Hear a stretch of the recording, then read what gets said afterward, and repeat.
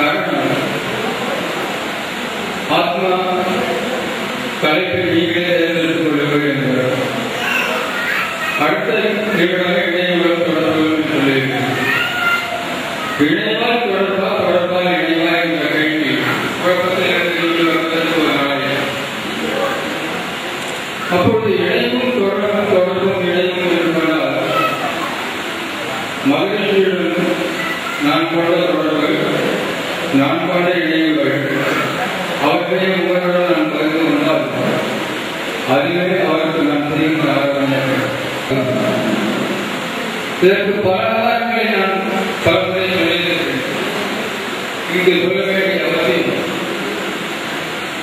கோயில்களில் போராட்டத்திற்கு புத்தகம் வெளியீட்டு விழா ஒரு 2-3 ஆண்டுகள் தான் அவருடைய தொடர்பு.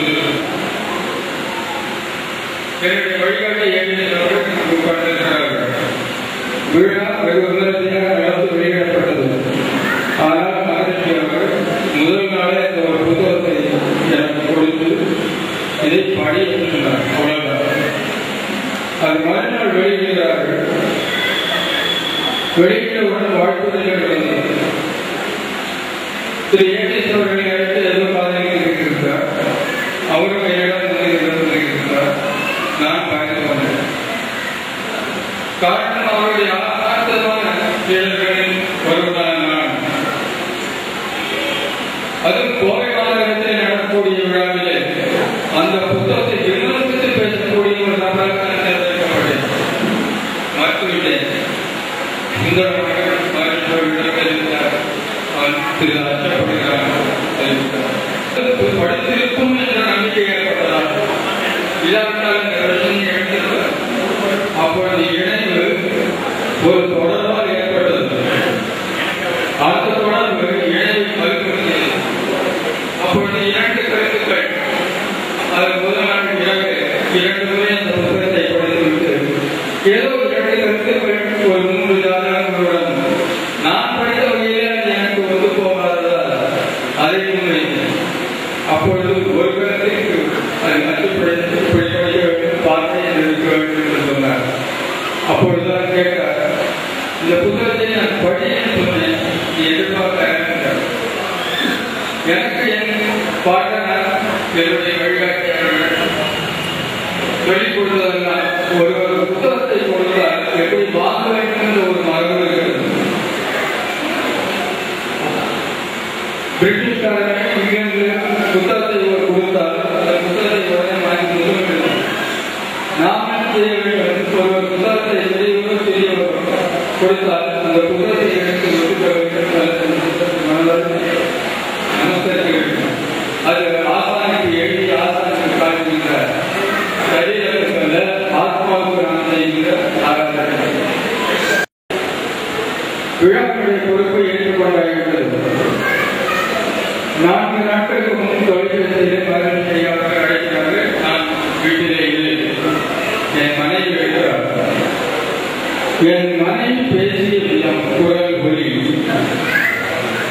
அதனுடைய விளைவு ஆத்மாவுக்கு தெரியும், அவருடைய நிலைக்கு தெரியும், அவருடைய பொறுப்பு எனக்கு தெரியும்.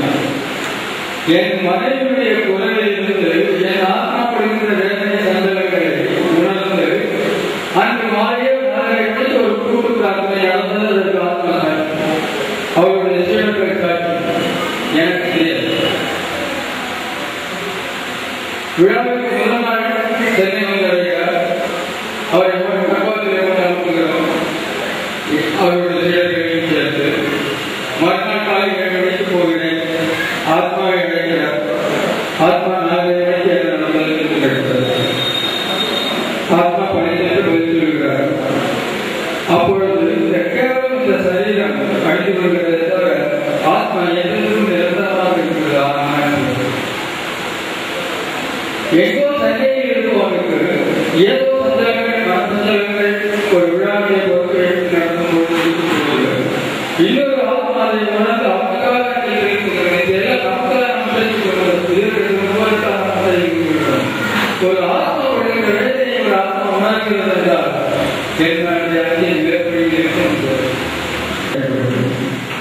அது ஒரு ஆய்வு கட்டுரையாக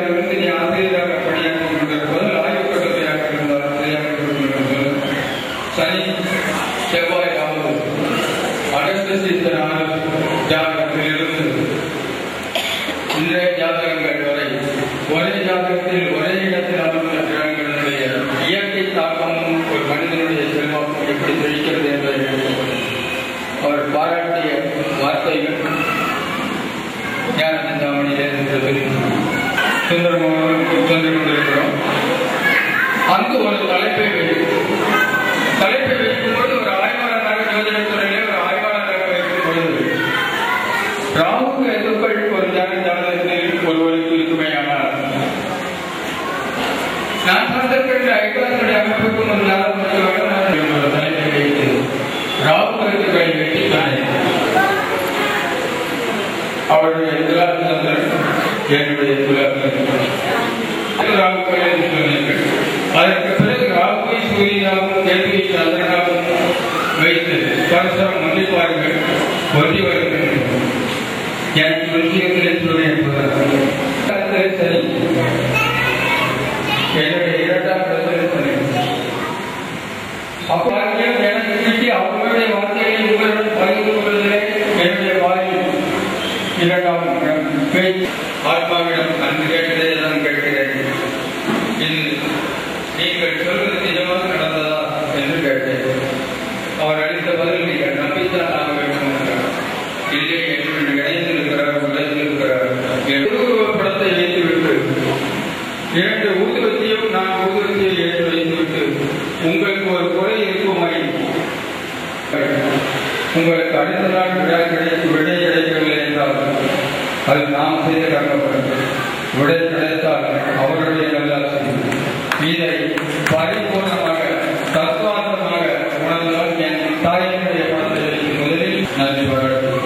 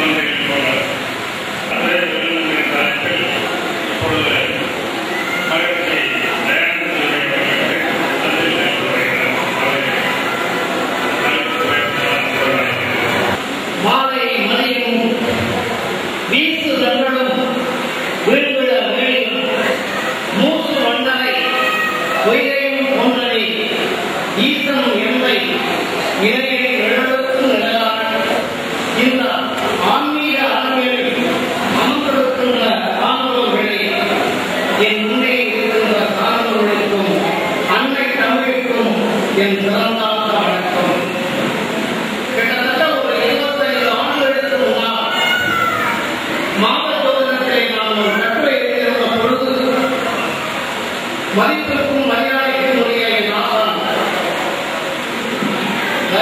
ஜோதி அவர்கள் தொலைபேசியில் தொடர்பு கொண்டு அந்த கட்டுரையை பாராட்டினார்கள். அதற்கு பிறகு அவரை நான் தொடர்பு கொள்ள வேண்டும் என்று நினைக்கின்ற பொழுது ஐயா அவர்களிடம் சேர்ந்து நந்தியோடு சேர்ந்து ஒரு பத்திரிகை ஒன்று ஆரம்பித்தார்கள். அது ஒரு புதிய காலத்திற்கு வந்து ஞான சுண்டாமணி என்ற ஒரு புதிய பரிணாமம் உதயமாயிற்று. அந்த விழாவுக்கு வந்திருந்த பொழுது என்னை தனிப்பட்ட முறையை கூப்பிட்டு ஐயா அவர்கள் கட்டளை எழுத சொன்னார்கள். ஆக நான் மாத ஜோதிடம் பார்த்தவன் இதெல்லாம் எழுதியதை விட எனக்கு புகழ் என்ற ஒரு முகவரியை கொடுத்தவர், எனக்கு எழுத்து துறையை ஒரு அறிமுகப்படுத்தியவர், எழுத்தினுடைய சிந்தனையை ஒரு நிலக்கடனை ஏற்படுத்தியவர், ஏதாவது ஒரு மாதம் எழுதவில்லை என்றால் ஏன் எழுதவில்லை என்று கேட்கின்ற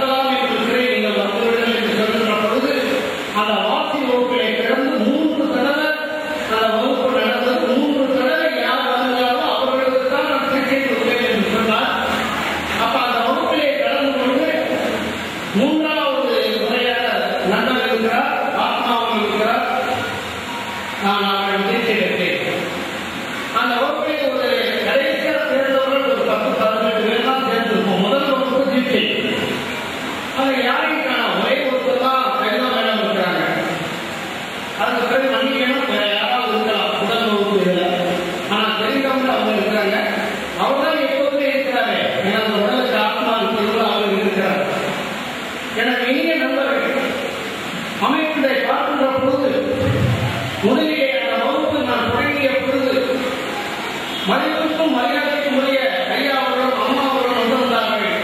அவரை அறிமுகப்படுத்தும் பொழுது நான் மேடையை அழைத்து விட்டேன். ஒன்றுமே என்னால் பேச முடியவில்லை. ஏனென்றால் அந்த வகுப்பிலே நான் எதிர்பார்த்தது ஒரு 30-40 பேர் வருவார்கள் எதிர்பார்த்து 120 பேர் வந்திருந்தார்கள். ஐயா அவர் சொற்பொழிவாளர் சொன்னார்கள். புலவர் அவர்கள் மேடையிலே தடங்களிலே பேசக்கூடியவர் என்னை கண்டவர்கள் அழுதார். என்னன்னா அந்த குறிப்பு என்னுடைய குரு என்னுடைய ஆத்மார்த்தமான ஒரு தாய் நான் வந்திருக்கிறேன் என்று நான் மேடைக்கு இதுவரைக்கும் எந்த சூழலிலும் நான் கலங்கியது கிடையாது. முதல் அம்மா அவர்களுக்கு தெரியும். ஆனால் இங்கே சொல்லும்போது அம்மா அவர்களை பார்க்கிறார்கள். அவர்கள் ஏன் பார்க்கிறார்கள் என்று எனக்கும் கொஞ்சம் புரிகிறது. ஒரு நாள் 4 மணி இருக்கும். நகரத்தை சிறந்த பெரிய ஐயா அவர்கள் எனக்கு தொலைபேசியை சொல்லுகிறார்கள். அந்த செய்தி இதயத்தை கேட்ட நாம் கூட இருந்தது. ஆனால் என்னுடைய சூழல் ஒரு தர்ம யுத்தத்திலே நான் தள்ளப்பட்டேன். என்னுடைய ஆத்மார்த்தமான நண்பருக்கு தெரியும். அந்த தர்ம யுத்தத்திலே நான் வாழ்வேனா வீழ்வேனா என்று போராடி கொண்டிருந்த சமயம் அப்பொழுது தமிழகத்தை விட்டு ஒரு வேறு இடத்திற்கு நான் சென்றிருந்த நேரம் அப்பொழுது என்னுடைய பத்திரிகையாளர்களை கூப்பிட்டு ஐயாவுடைய படத்தை படத்தின் முகவரியே போட வேண்டும் என்று சொன்னேன். அவர் சொன்னார் இதுவரைக்கும் நம்ம போடவே என்று சொன்னேன். கடம்பூரை கூப்பிட்டு ஐயாவை பற்றி ஒரு கட்டளை எழுதுங்கள், நான் ஒரு கட்டளை எழுதுங்கள் அப்படின்னு சொல்கின்ற பொழுது கடம்பூர் சொன்னார்கள் ஐயாவர்களை பற்றி எழுதுகின்ற பொழுது அவருடைய ஜாதகத்தை பற்றி எழுதலாமே என்று சொன்னார்கள். கிட்டத்தட்ட ஒரு 6 மாதத்திற்கு பிறகு அந்த தர்மீகத்திலே வெற்றி பெற்று மீண்டும் கிணி தலைவரையாக வருவதற்கு காரணம் பல ஞானிகள் பல மகான்களுடைய தொடர்புகள் ஏற்பட்டதனால்தான் மீண்டும் வரக்கூடிய ஒரு வாய்ப்பு இன்றைக்கு தமிழகத்திலே ஞானசுனாமி எப்படி உலகத்திலே அறிமுகமாயிருக்கிறதோ அந்த அளவுக்கு இப்பொழுது 14 வருஷங்கள் நாங்கள் ஆரம்பிக்கின்ற பொழுது ஒரு 3000 காப்பி ஆரம்பிக்கும். ஆனால் மாதம் 2000 காப்பி 3000 காப்பி குறித்து வருகின்ற ஒரு சூழல் இருக்கின்ற பொழுது நான் பல தடவை இந்த பத்திரிகையை எழுதியிருக்கிறேன். என்னுடைய தாய் பத்திரிகையாகிய ஞானசுனாமி எனக்கு உணர்வூட்டி உணர்வை ஊட்டி அது மட்டுமல்லாமல் ஆன்மீக அறிவை ஊட்டி அது மட்டுமல்லாமல் வாசினுடைய அறிவை ஊட்டுகின்ற அந்த ஒரு செயல் அந்த ஒரு நிலை அவருடைய ஆசையினால் தான் இந்த அளவுக்கு வருகின்ற பத்திரிகையை பல தடவை எழுதியிருக்கிறேன். அந்த சைட்டு காலையே வைத்திருந்த அந்த விமான சைட்டு நேற்று சாயந்தரம் வைத்து விட்டார்கள். எனவே நேற்று நான் பட்டு வேலூர் வருவதற்கு இறைவனுடைய அருள் கிடைக்கிறது. ஒன்றை உணர்வாக உணர்வின் பூர்வமாக நினைக்கின்ற பொழுது அந்த அருள் நம்மை கொண்டு போய் சேர்ந்து கொள்ளும். அதுபோல ஐயாவினுடைய புகழுக்கு ஐயாவினுடைய நிலைக்கு ஐயாவினுடைய செயல்பாடுக்கு ஆத்மாவுடைய இருந்தாலும் அது சந்தேகமே இல்லை. ஆனால் நாங்கள் ஒவ்வொரு வினாடியும் பார்க்கின்ற பொழுது அவைகளை வழிநடத்த பல தடவை நாங்கள் திருப்பணி சைவர்கள் பல இடங்களுக்கு நாங்கள் புகுன்ற பொழுது இரவு போய் தங்கிடுவோம் 9 மணி 10 மணிக்கு. அதுக்கு பிறகு அம்மா அவர்கள் சமையலுக்கு ஏற்பாடு பண்ணுவார்கள். ஆனால் நாங்கள் இரவு 12 மணி 3 மணி ஆனாலும் சுற்றி ஒரு வட்டம் உட்கார்ந்து தூரத்தை பற்றி சளைக்காமல் பேசிக் கொண்டிருப்பார். நான் படகை பார்க்கிறேன், நான் பஸ்ஸிலே வந்திருக்கிறேன், நான் ரயிலே வந்திருக்கிறேன், நான் பயணத்திலே வந்திருக்கிறேன், நான் கடைக்காக இருக்கிறேன், நீங்களெல்லாம் போய் தூங்கி விடுவதற்கு 8 மணிக்கே சொல்லுங்கள் அவர்களும். ஆனால் இரவு 3 மணி ஆனாலும் சரி அல்லது 4 மணி ஆனாலும் சரி வேலூரிலே நான் உட்கார்ந்து பேசுகிற பொழுது 12 மணி. ஆனால் அந்த வேலூர் முருகன் கோயிலை நாங்கள் பேசி முடிக்கின்ற பொழுது காலை 5 மணி. அதற்கு பிறகு காலையில அந்த மாநாடு திரும்பவும் அந்த பேச ஆரம்பிக்கிறோம். அந்த நிலையில எந்த நிலையையும் கலைக்காமல் யார் கேள்விகள் கேட்டாலும் சரி எவர் கேள்விகள் கேட்டாலும் சரி உட்கார்ந்து பதில் சொல்லக்கூடிய அந்த நிலை ஐயா ஒரு வருடமாக இருந்தது. அந்த நிலையை நான் பார்க்கின்ற பொழுது பிஎஸ்ஐ அவர்களும் இருந்தது. பிஎஸ்ஐ அவர்கள் சளைக்காமல் கேள்விகளுக்கு பதில் சொல்வார். அதற்கு பிறகு இவர்கள் நான் நினைத்து பார்த்தேன் இப்படிப்பட்ட நல்லவர்களுக்கெல்லாம் ஏன் இறைவன் ஒரு நன்மையாக ஆய்வு நீதி கொடுக்கிறார். இறைவன் நான் வேண்டுகிறேன். பிஎஸ்ஐ அவர்கள் அந்த அர்த்தத்தை சொல்லுகின்ற பொழுது அவரை ஈடாகிறார். மிக ஒரு 5 நூல் இருந்தால் பின்னால் ஒரு 4 நூல்கள் எழுதியிருந்தார். இன்னும் ஐயாவர்களுக்கு அப்படி ஒன்றும் பெரிய வயது ஒரு வட்டம், அவ்வளவுதான். கணிதம் அசுரத்தன்மை என்றும் அதற்கு பிறகு மாறும் பகுதி வரைக்கும் மனிதத்தன்மை என்றும். இதை எப்படி நாம் பயன்படுத்துவது? நோயினுடைய தன்மை தாக்குகின்ற பொழுது எந்த நட்சத்திரத்திலே எந்த பாதத்தில் பிறந்தீர்களோ, உதாரணமாக ரோகிணி 1ஆம் பாதத்தில் பிறந்திருக்கிறீர்கள் அல்லது ரோகிணி 4 பாதத்துக்குள் ஏதாவது ஒன்று பிறந்திருந்தால், உதாரணமாக 4ஆம் பாதத்தில் பிறந்திருந்தால், 4ஆம் பாதம் ரோகிணி என்பது சந்திரனுடைய அமைப்பு, அதனுடைய தத்துவ நிலை நீரினுடைய அமைப்பு. அது போய் நவாம்சத்திலே கடகத்திலே அமர்கின்ற பொழுது கடகம் மார்பினுடைய அமைப்பு. அப்ப உனக்கு மார்பிலே சளியின் சம்பந்தமான தொல்லைகள் வரும் என்பதை சுட்டிக்காட்டுவதற்குத்தான் 4 பாதங்களாக படைத்தார். நம்முடைய மனதள பகுதி நீர் தத்துவமாகவும், நம்முடைய வயிறு நெருப்பு தத்துவமாகவும், நம்முடைய மார்பு காற்று தத்துவமாகவும், அதற்கு பிறகு ஆகாய தத்துவமாகவும் படைத்தார்கள். வயிறு எப்படி நீர் தத்துவமா நெருப்பு தத்துவமாகும்? அந்த நெருப்பினுடைய 10 விதமான வாயுக்களும் 10 விதமான அக்னி தத்துவம் இல்லை என்றால் நாம் உண்ணுகின்ற உணவு செமிக்காது, நம்முடைய வாழ்நாள் கூடாது.